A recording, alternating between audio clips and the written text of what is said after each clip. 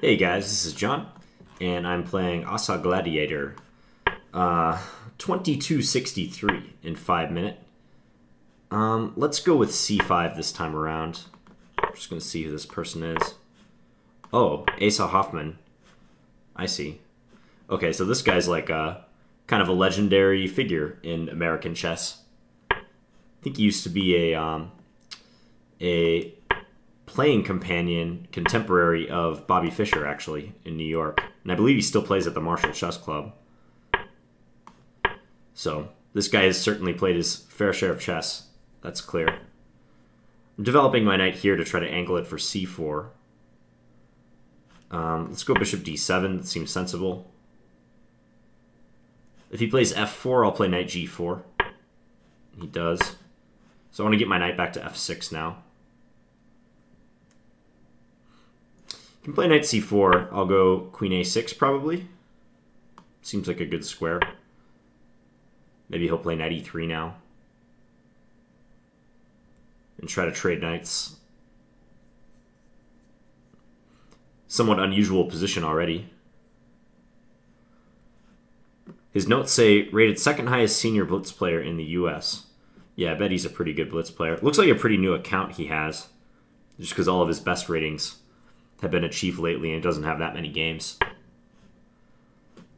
Okay, what to do? I'd like to maybe keep my knight and play knight f6, but I'm worried that the f5 pawn will become weak. So, I'm somewhat inclined to play h5. I think I like that. He plays knight f3, yep. Let's go. Let's just develop. Bishop g7. He castles. I think bishop f6 is a good move. It seems to stabilize my game a little bit, and maybe I'll probe him with h4. But nope, he beats me to the punch, plays h4 himself. So he's going to stick his knight on g5. I think I'll just castle queenside. And he does play knight g5.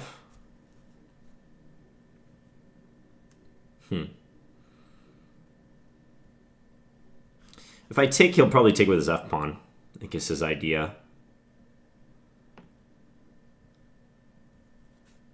So I don't know if I want to do that.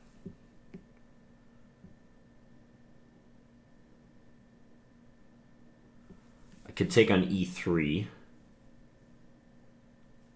Pretty soon I'm going to have to resolve the situation with these knights.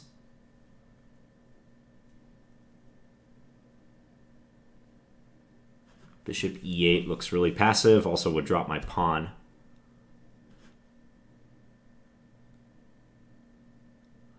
Let's go rook here.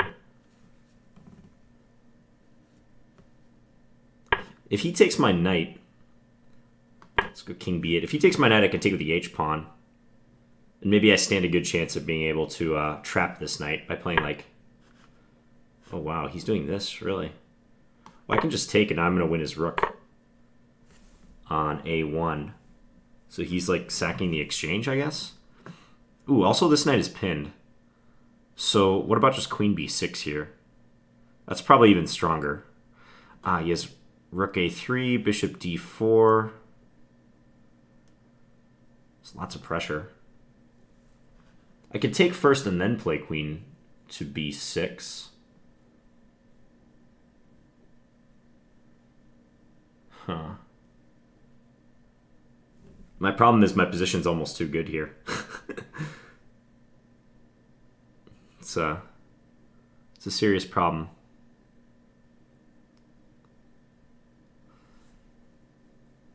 I mean, I've got the time, so I'm not entirely worried about the clock. Okay, let's do this first. We'll see if he goes rook a3. I think he will.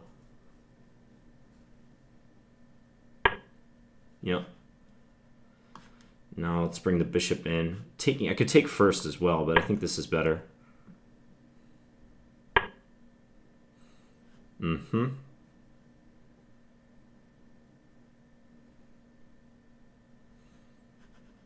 I want to go f6 too. But if I hesitate, he may get a chance to get out of this. So I'll do this. And I'll play f6. You can go a5. He should play a5. Does not. Let's just go here now. Maybe I should have taken his a-pawn. I had an idea like this to get at his rook.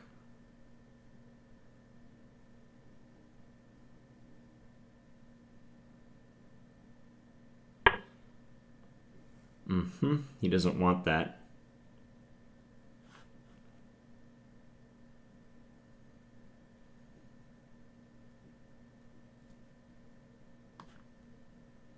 Let's bring this over to bear down on the g-pawn.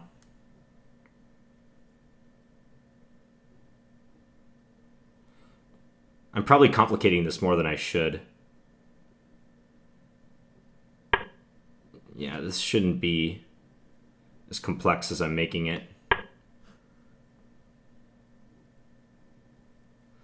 But then again, I don't know that I've done anything super terrible yet. Let's just attack his knight.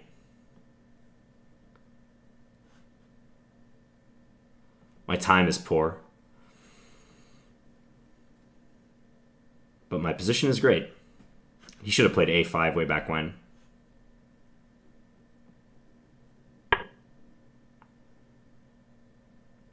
Okay, this move just looks good.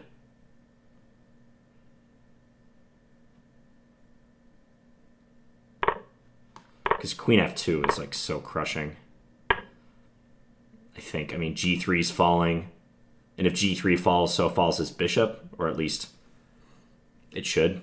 h4 will fall. Because he has to move his knight now, I think. If he wants any chance. Knight g5. Wow. Okay. Just take this guy.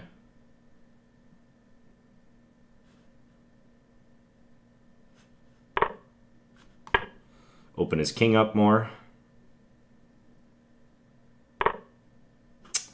This should just win, right?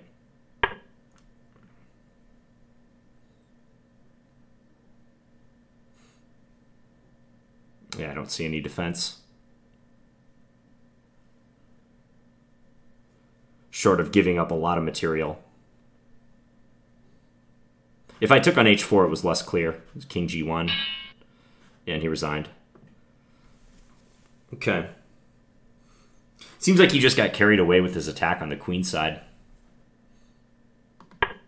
So, it's a Trompowsky. And I had mentioned in a previous video that c5 is a pretty good move here. I actually don't have a lot of experience playing c5, but it's been recommended to me a couple times. I don't even know if I got the move order right. Like, f5 seems pretty good, though, because I want to discourage white from playing e4. Then I want to post my bishop on the long diagonal as soon as I can. So we did this. And I think the knight does belong on e5. It seems to be a good trajectory for that knight, because I'm threatening knight c4. Bishop d7. Maybe at this point, queen b5 would have been more interesting, because then knight e3 would fail to just knight takes knight, queen takes knight, take on b2. But I just somewhat instinctively put my queen on a6, 2 squares away diagonally from the knight to stay out of its reach. But I think queen b5 is probably better. Then he might have to play like b3. But I think this is nice. I can play bishop g7 and c3 has been weakened. Maybe now I'll go back to a6, assuming his knight stays on c4, then play b5, b4. So I think I should have played that at this point. Let's just check. Computer thinks queen a6 is fine. What does it think about queen b5? Thinks his best bet is to go back. I doubt he would have gone back. I bet he would have played b3. Yeah, so maybe I could have been more subtle with queen a6. And then h5. I played bishop f6, trying to menace h4. He put a stop to that. I'm kind of curious who the engine thinks is better here. It says black. Suggests I play b5. Huh. Stake out space on the queen side. Don't think I would have done that, because I was always thinking, especially after he's played h4, that I would castle that way. So, yeah, I don't know. I don't like b5. That doesn't seem correct to me. I played knight g5. I went here. I spent a little time on this move. Almost a minute. I was just trying to be flexible. Then I hid my king. Yeah, so b4 was just uncalled for. If he wants to play b4 and attack, he should definitely do something with this rook. And probably he should take on g4 and just resolve the tension, because I was going to take back with my h-pawn, more than likely, because I don't want to weaken my control over e4. And then always he has the protected pass h-pawn. That's an asset for him in most endgames. Any endgame, really. So he didn't do that, though. Knight took. And I was thinking about just grabbing the rook right away and then playing queen b6, but I didn't know that it made that much of a difference. This is also really strong according to the engine.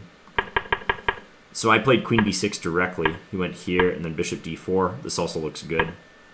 I wish I could play f6 right here, but he has a5. Kicking my queen away, which was defending the bishop.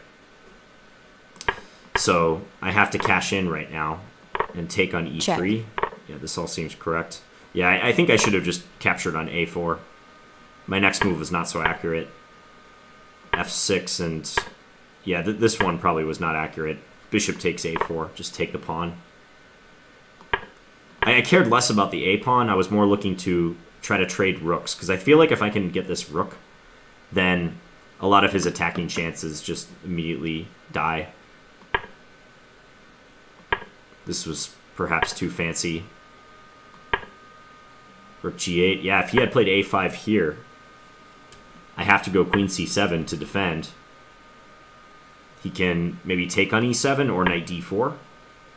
Yeah, I could see how that knight would get very strong. But he had to play a5 and not b5 like he did coming up. He still should take on e7. I went here. Oh, wow, he had knight c6. Was a good move at this point. Forcing me to take.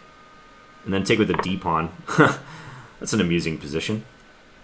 And it's just dead equal here, despite the fact that I'm up a rook. Why is that? So if I just play something like this, he goes rook takes e7, and he's totally winning. Plus 12? Are you kidding me? I guess I can't stop c7. Wow. That's insane. Oh, and queen takes d6 is a threat, for good measure. Yikes. My pieces are suddenly completely uncoordinated. Wow, knight c6 would have been a good try. Take, d takes, and I have to sacrifice my bishop and pray. And I have, like, you know, presumably 45, 30 seconds here. I like rook e4. I think this is a good move. I like that move a lot. Just entice him to trade rooks and then infiltrate with the queen. And he's dead. Too many threats. Guess he should have taken with the f-pawn.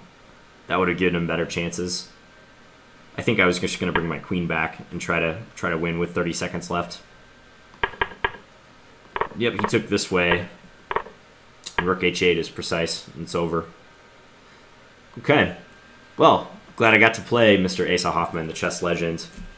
He was featured in Searching for Bobby Fischer, and I used to live in New York City for a little while, and you know, he's like a kind of a legendary figure there in the New York chess scene and the Marshall Chess Club, which I highly recommend you check out if you're ever visiting New York. So, hope you guys enjoyed that game, and I'll be back with a couple more videos today. Thanks, guys.